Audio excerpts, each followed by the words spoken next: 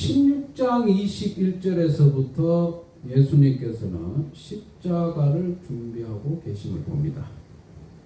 16장 21절.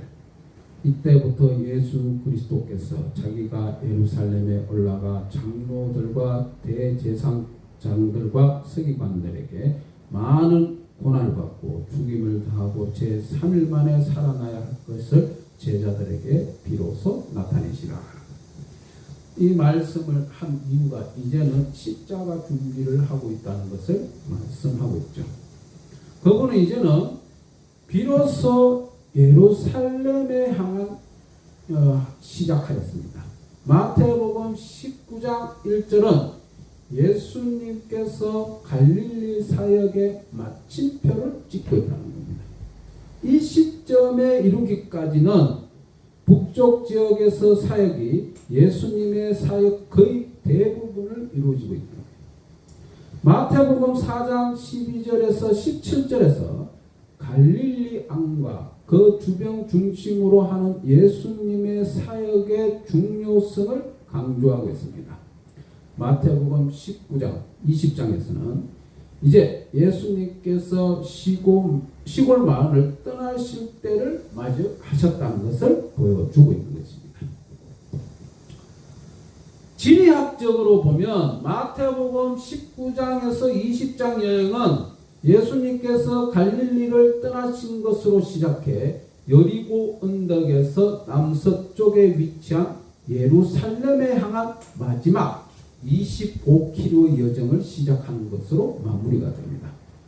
그럼 19장 1절에서 12절의 내용을 간략하게 정리하면 예수님께서 가장 최근에 유대교의 기득권과 빚은 크다란 갈등이 16장 1절에서 4절 표적을 요구하는 사건이 있습니다. 그리고 그 이후 성전을 정화하신 21장 15절에서 16절 사건에 이르기까지 이 정도의 갈등은 나타나지 않았어요. 그런데 마태복음은 우리에게 예수님의 대적들을 항상 활동하고 있다는 것을 보여주고 있습니다. 결코 사라지지 않는다는 거예요. 이 대화 가운데서 즉 19장 교독했던 대화 가운데서 이 시기는 특별히 시기적절했습니다. 왜? 예수님께서 이전에 마태복음 18장에는 인간관계에 대해서 설명하고 있습니다. 인간관계에 설명하시고 난 다음에 이제 예루살렘을 향해 출발하십니다. 이 구절은 산상수훈에서 소개된 5장 31절 32절 이혼과 재혼이라는 주제로 다시 돌아오고 있습니다.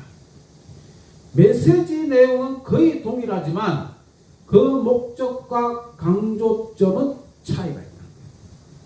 5장 31절에서 32절에 예수님께서는 5장 20절에 말한 것처럼 바리새인보다 나은 의를 의미하는 것으로 무엇이 분명히 밝히기 위해 많은 소개 가운데에 이혼을 얘기했던 거예요. 즉 바리새인보다 나은 의가 뭐냐는 것을 설명하기 위해서 이혼을 설명했다.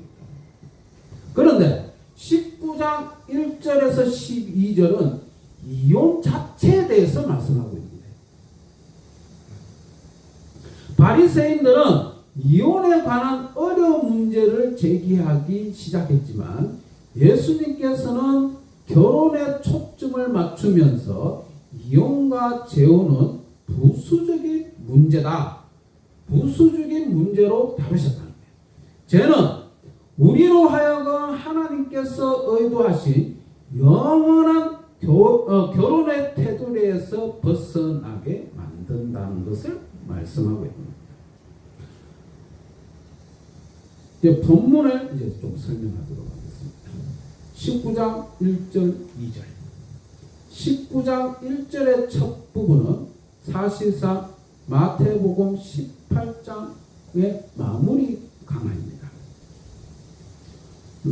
유대는 로마의 그래서 예루살렘도 포함하고 있었다는 거예요.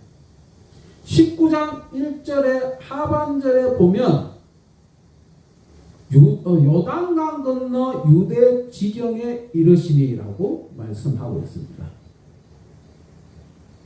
요단강 건너 유대 지경으로 이르렀다. 즉 베레아 지역에 이동했다는 것을 말씀하고 있는 것입니다.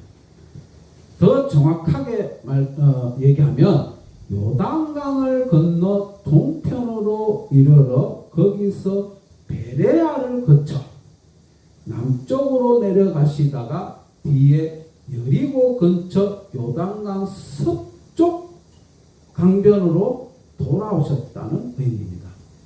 즉 베레아로 갔다가 요단강 서편 여리고로 간다는 요 길이라는 거예요. 그런데 이것은 유대와 갈릴리 지역의 그 사이에 거주하는 대부분 유대인들이 이 길을 따라갔다는 거예요.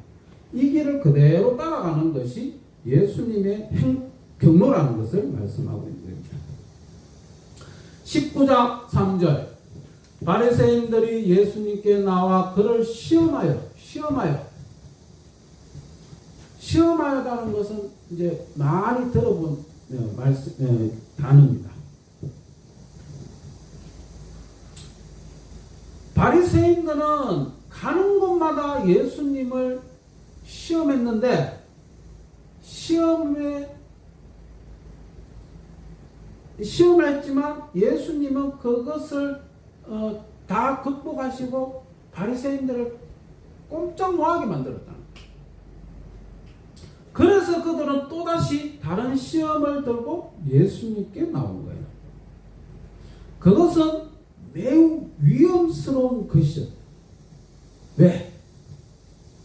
침례 요한 또 이혼에 관한 문제로 죽임을 당했기 때문에. 시험하다는 동사는 유혹하다, 페리라조라는 말에서 유래된 건데 마태복음 4장 1절 3절에서 사탄이 예수님을 시험할 때와 똑같은 단어입니다. 그 다음에 16장 1절에서 바리새인과 사두개인들이 함께 두 번째 표적을 구할 때 그때도 시험하다는 그 단어입니다.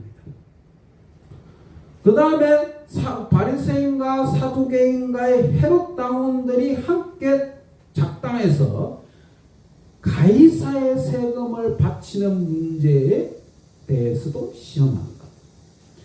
그리고 가장 큰 계명이 뭐냐라는 것에 대해서 시험했다는 것을 똑같은 단어를 사용하고 있다는 거예요. 19장 4절에서 6절 예수님께서 이르시되 사람을 지으신 이가 본래 그들을 남자와 여자를 지으시고 라는 내용이 나옵니다. 즉 3절에 이혼에 관해서 이제 얘기를 끄집어냅니다. 예수님께서는 유대교 지도자들과의 논쟁을 피한 채 말씀하고 있다는 거예요. 그들이 예수님께 법적인 해석을 요구했지만 예수님께서는 이혼에 관한 데 대한 모든 해답의 근거가 되는 기본적인 내용의 율법을 언급하신 것입니다. 결혼은 하나님께서 만들어주신 제도예요. 남자와 여자가 서로 자신의 삶을 약속할 때 그들을 하나 되게 하는 것도 하나님이신 거예요. 그러므로 사람은 그 하나됨을 무너뜨릴 수 있는 자격이 없다는 겁니다. 읽지 못하였느냐라는 질문은 그 대답이 너무나도 명백한 의미를 갖고 있다는 얘기죠. 예수님께서는 자신을 함정에 빠뜨리는 바리새인들의 진짜 의도를 들추내시면서 읽지 못하였나라는 그 말의 또 다른 표현은 뭐냐? 너희는 이런 질문이 필요 없을 정도로 잘 알고 있지 않느냐 이 얘기인 것이죠. 예수님께서는 이 이혼에 관한 질문에 대해서 창세기 1장 27절과 창세기 2장 24절을 언급하면서 결혼에 대해서 쭉 설명하고 있어요.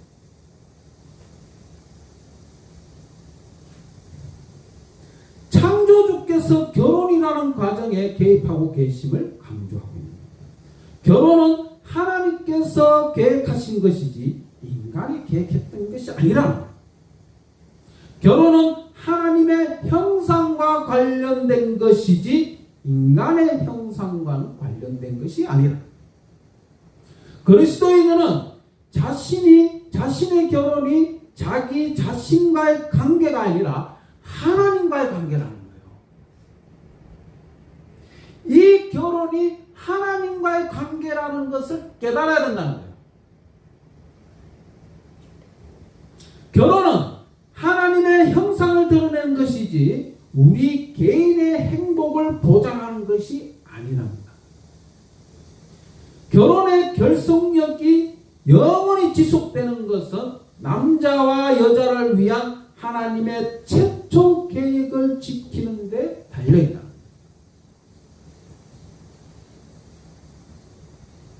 결혼은 하는 이유가 뭐냐? 서로 사랑해서 그리고 행복을 추구하기 위해서.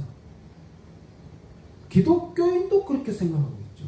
그런데 결혼은 하나님이 세워주고 하나님의 형상대로 이루어졌다는 겁니다.